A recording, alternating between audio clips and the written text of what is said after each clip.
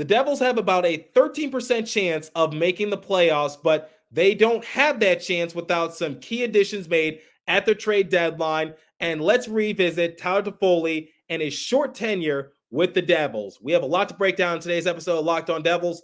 Buckle up, everybody. You're Locked On Devils, your daily podcast on the New Jersey Devils, part of the Locked On Podcast Network, your team every day. Hi, this is Bryce Salvador, and you're Locked On Devils with Trey Matthews. Elliott scores! Oh, Steven stepped up, nailed it. Brodor's got the puck. What a shot. The Devils win the Stanley Cup.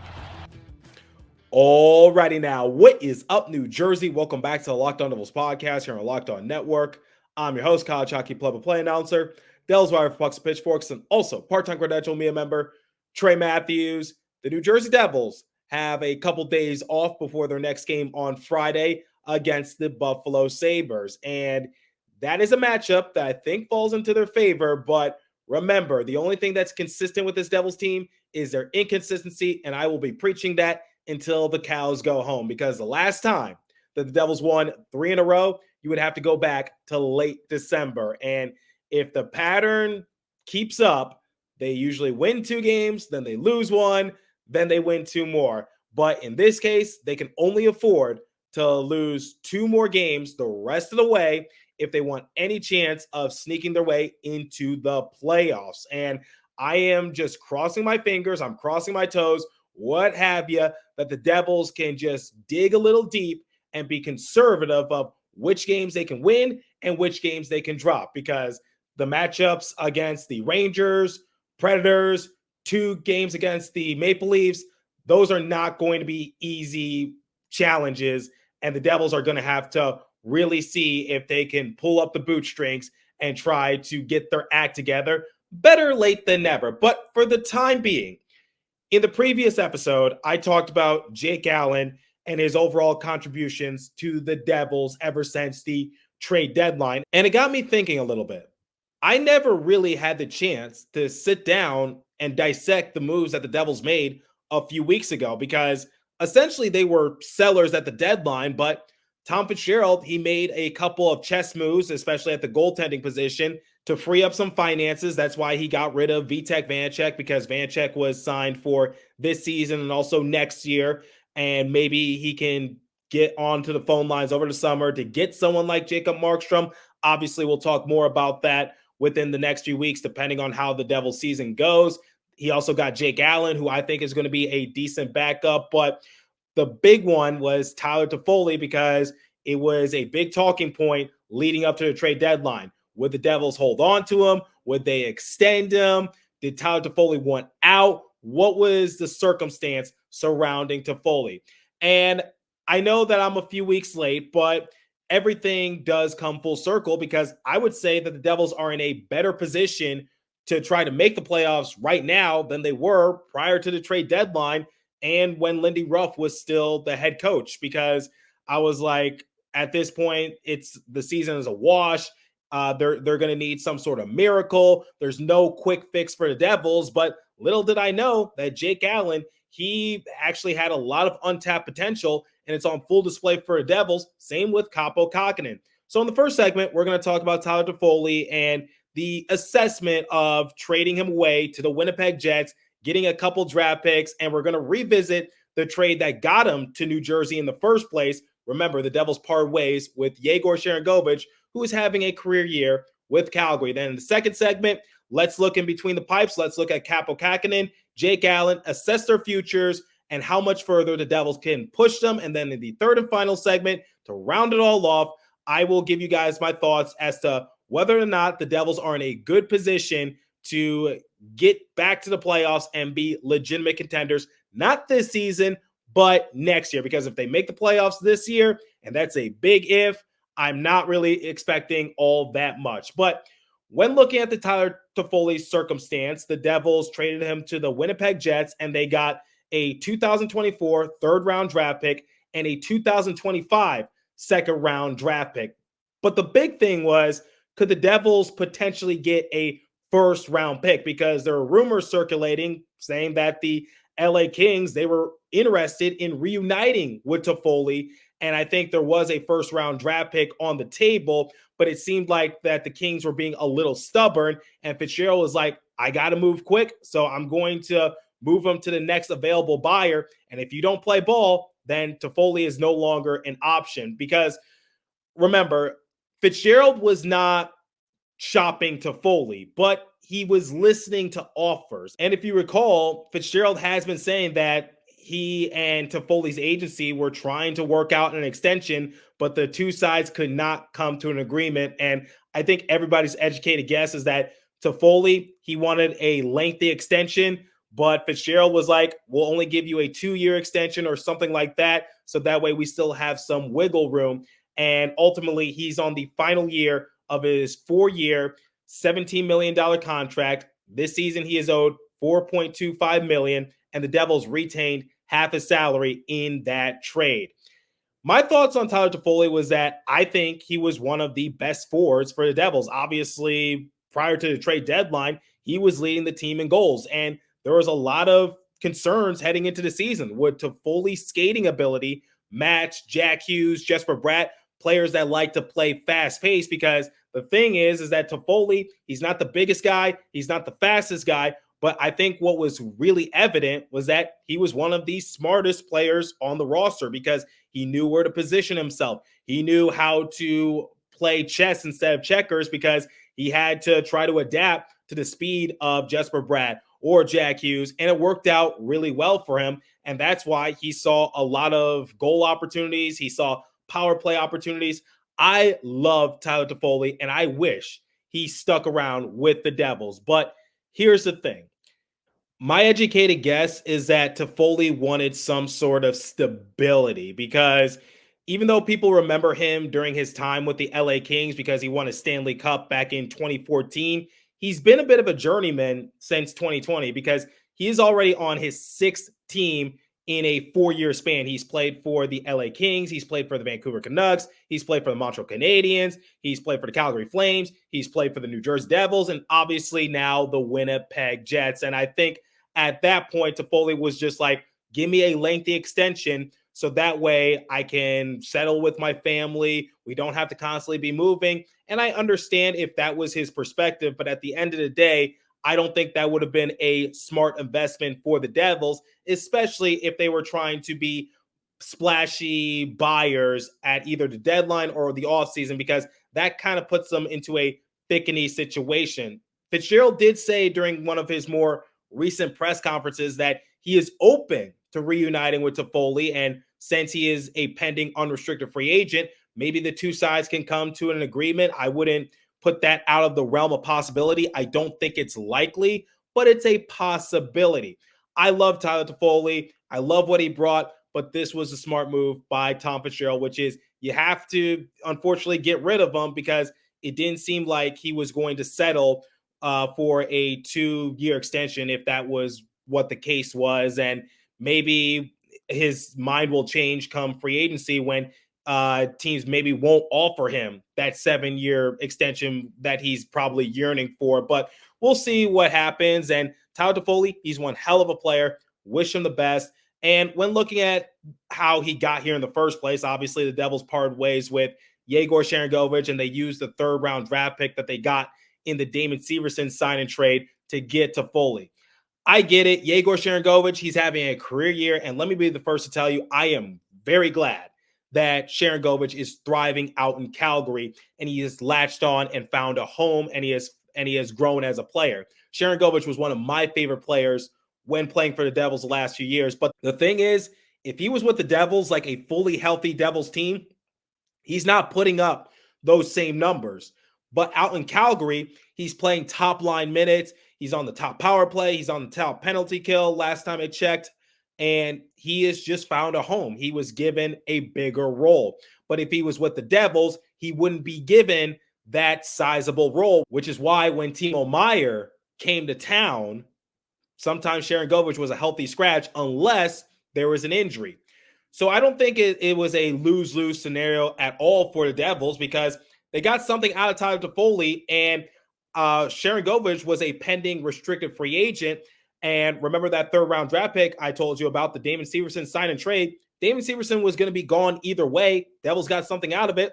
They got Tyler Toffoli for two players that probably weren't going to be on their rosters come the start of the season. And now they get two draft picks. And we're just going to have to see who those draft picks turn out to be. Will they be busts? Will they be all-stars? I wouldn't put it past the Devils to find some diamonds in the rough, but you're just going to have to wait and see. And we'll have to just anticipate what the investment will look like. And then Colin Miller, he reunites with Tyler Toffoli out in Winnipeg because a few hours later during the trade deadline, he was traded away for a 2026 fourth round draft pick. I'd say that Colin Miller was arguably one of the best defensemen for the Devils. And since he's also in the final year of his contract, the Devils had to get some sort of bargain out of him. And they got a fourth round draft pick in 2026. And they kind of break even because in order to get Colin Miller in the first place, they traded away a 2025 fifth round draft pick, and they improved their position in the draft, but it's just in a year later draft, 2026, as opposed to 2025. My ultimate thing is I hope Tyler Toffoli, he's thriving out there with the Jets. We'll see what free agency has in store. And I really wanted him on the roster, but similar as to what I talked about with James Nichols and Ryan Novozinski in a Twitter space, 7 years, that's a no-go.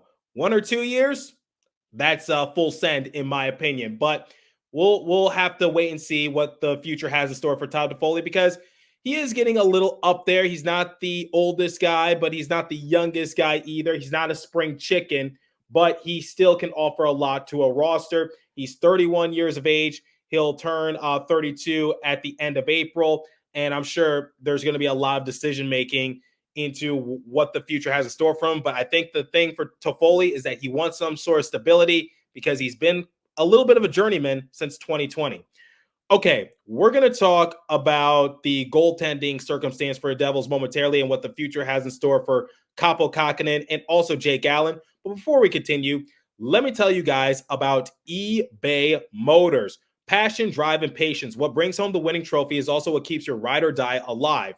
eBay Motors has everything you need to maintain your vehicle and level it up to peak performance, from superchargers, roof racks, exhaust kits, LED headlights, and more. Whether you're into speed, power, or style, eBay Motors has got you covered. With over 122 million parts for your number one ride or die, you'll always find exactly what you're looking for. And with eBay Guaranteed Fit, your part is guaranteed to fit your ride every time or your money back. Because with eBay Motors, you're burning rubber, not cash. With all the parts you need at the prices you want, it's easy to turn your car into the MVP and bring home that win. Keep your ride or die alive at ebaymotors.com. Eligible items only. Exclusions apply. eBay Guaranteed Fit. Only available to U.S. customers. All right. Jake Allen and Kaapo Kähkönen. Let's start with Double K and talk about how Kähkönen joined the Devils, because I believe that was the last trade of the day that Tom Fitzgerald made. And in order to get Kähkönen services, the Devils traded away a 2025 seventh round draft pick and Vitek Vanacek for Kähkönen services. This season for the Devils, he has appeared in 3 games so far. He has a record of 1-2. He has a goals against average of 2.17 and a .934 save percentage. That's actually quite impressive because while with the Sharks this season, he appeared in 31 games. He had a record of 6-20-3. A goals against average of 3.81 and a save percentage of .895. Now, we have to look at that from a different perspective because the San Jose Sharks, with all due respect, not really one of the best teams in the NHL. In fact, they got off to a very slow start. And I think Mackenzie Blackwood can back me up in this case, which is the defense in front of them, not all that pretty. And that's why the numbers for the goaltenders, if you play for the Sharks, might be a little bit down. But Kaapo Kähkönen was an interesting move because for Vitek Vanacek, I said it in the first segment and I said it in an episode prior, which is he had this year and next year remaining on his deal. And the question was, could Vitek Vanacek still be with the Devils in some way, shape, or form? This season, it was a far cry from what he did in his 30-plus win season. He appeared in 32 games. He had a record of 17-9-3. A goals against average of 3.18 and a save percentage of .890.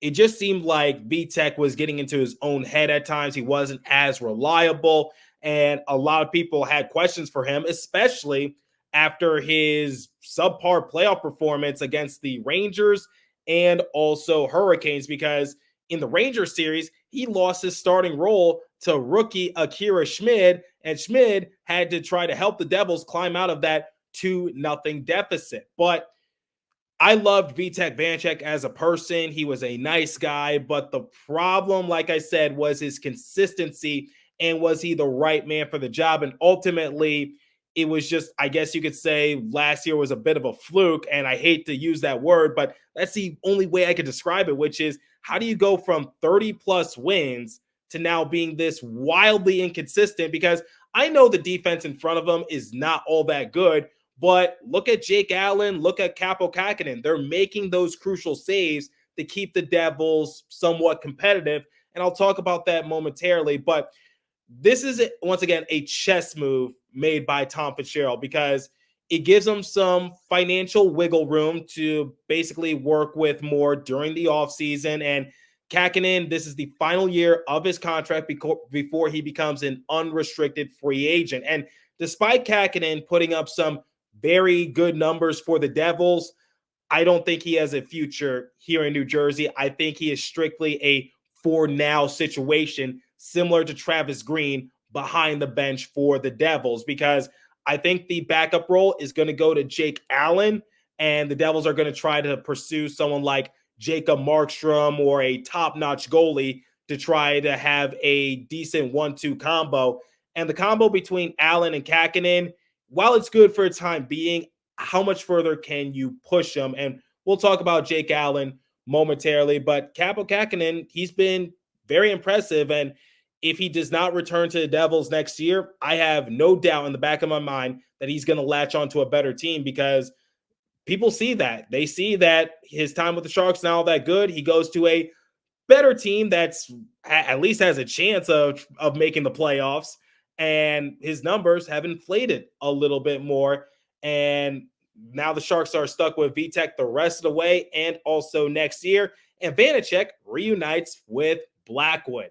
Now Jake Allen, former Stanley Cup champion Jake Allen with the St. Louis Blues. And fun fact for you, he and Martin Brodeur were teammates at one point when Brodeur was in his final season in the NHL. Remember, playing for the Blues, that cursed image, but it's so true. Jake Allen has been phenomenal for Devils. I could not have asked for more. And I think the Montreal Canadiens were doing anything they could to get rid of him, because this season for Montreal, he appeared in 21 games. He had a record of 6-12-3, a goals against average of 3.65, and an .892 save percentage. Not all that good. And the Canadiens were so willing to get rid of him that they have retained half of his salary. So Allen is under contract for this season and next season, and he is being paid in total $7.7 million. The Canadiens said, we'll retain half of that salary. And what did the Canadiens get in exchange? They got a 2025 third-round draft pick. And Allen has been the MVP down the stretch for the Devils. No debate whatsoever, because similar to what I said about Vitek Vanecek, while the defense in front of you hasn't been all that great, you still have to make those crucial saves. Let's look at the previous matchup for the Devils against the Toronto Maple Leafs, because if we're being honest with ourselves, that really should have been a blowout in favor of the Maple Leafs. I'm just being honest. And if you look at the expected goals against, it was around 4.7, and Allen had a goals saved above expected rate of 1.7. It goes to show you he was making those crucial saves, and he saw 20 plus shots in the first period alone. And it was a bit of a slow start to his Devils tenure, I'm not going to lie, because he gave up a goal to the Dallas Stars within like the first few minutes of the game, and people were like, oh boy, here we go again. But then he really kicked it into a new gear. But the thing for Jake Allen, and my buddy, the Brat Pack, he put this out on social media, and I actually talked about this with Nick Villano and Sam Wu on a recent episode of Let's Go Devils podcast. And just as full disclaimer, Brat Pack will tell you he's not a journalist, What he does on social media is strictly for giggles. He'll tell you that. He posts a lot of memes and he trolls a lot of Ranger fans, but he put out an interesting point, which is if Jake Allen and Kaapo Kähkönen continue to perform really well, would Tom Fitzgerald dare to say, you know what? I don't think I need to make another move for a goalie. There's my 1-2 combo going into next year. And then you have Vitek Vanecek and Akira Schmid 2.0 yet again. That is my fear because Jake Allen, he will be a good backup if the Devils get another goalie next year. And for Kaapo Kähkönen, the reason you traded for him was to get rid of Vitek Vanecek's contract to free up some finance, and Kähkönen, a pending unrestricted free agent, kind of opens up a roster spot for you to make that move. Because the thing is that if they wanted Jacob Markstrom or somebody like that, they would have hypothetically had to include Vitek Vanecek in the deal, because it's like you had Akira Schmid, you got Nico Dawes. You can't really carry 3 goalies on an NHL roster. That is really hard. And remember, Akira Schmid is in the final year of his entry-level contract, and he will be an RFA this offseason. And will the Devils bring him back? Because once you sign him to a new deal, he can no longer be sent down to Utica without any repercussion. And he's picking up his game at the right possible time. I got to give credit where credit is due. He's been killing it in Utica the past few games. According to Ben Burnell, who covers the Comets exclusively, he's been on this show before. In his past 3 games, Schmid has stopped 79 of 82 shots. That's pretty impressive and not an easy thing to do. There's a question mark right there. But anyway, the point is that Kähkönen, pending unrestricted free agent. Jake Allen still has this year and next year remaining on his deal. And I think he could definitely be a suitable backup for Devils, but he is definitely playing above his pay grade for a time being.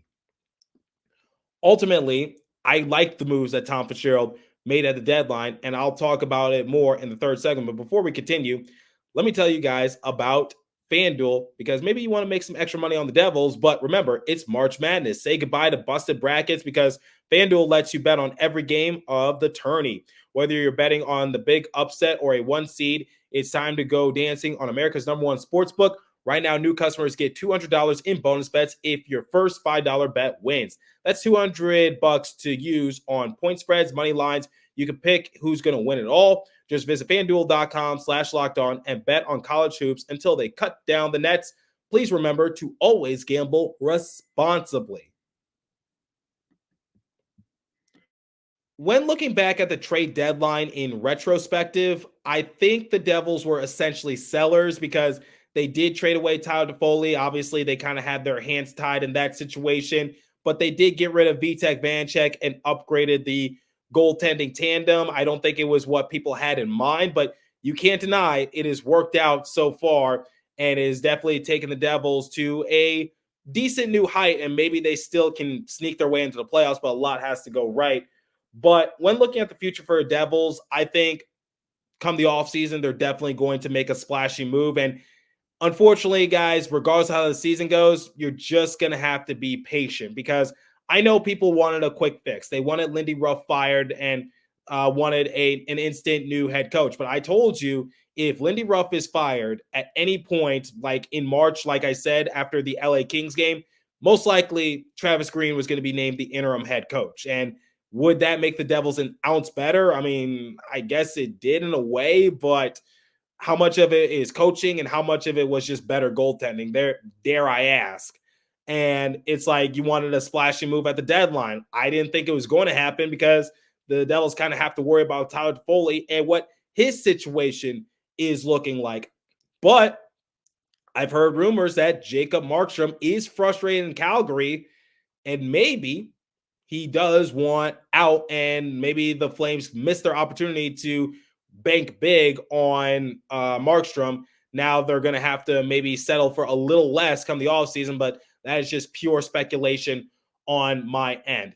This Devils team, the core that they have, they can definitely go places. Jack Hughes, Jesper Bratt, Nico Hischier, Timo Meier, Dougie Hamilton, they're not going anywhere. They're signed long-term, and I think a lot of teams would love to have that sort of core, but Health definitely has to be the biggest factor. The Devils are going to have to get some more decent depth pieces, but obviously they can find some diamonds in the rough. And when looking at Jake Allen and Kaapo Kähkönen, I already said my opinion, which is I don't think you bring back Kähkönen just so that way you have that financial wiggle room and you can go after someone like Markstrom. And Jake Allen, I think he is definitely playing really well. As long as you just don't push him more than he can go, then I think you're still going to have a decent backup, because I don't want this to be a Vitek Vanecek situation all over again.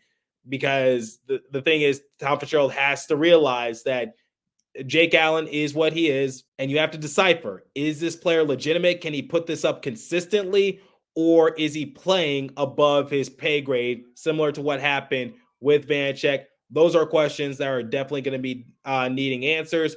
But for the time being, I have trust in Tom Fitzgerald, and we're definitely going to talk about him in a future episode because a lot of people are wanting Tom Fitzgerald to be fired. But I just wanted to give you guys my thoughts on the Devils' current roster. Wanted to give a shout out to the, I guess, quote unquote, new guys on the roster for Devils that are playing really well for the time being.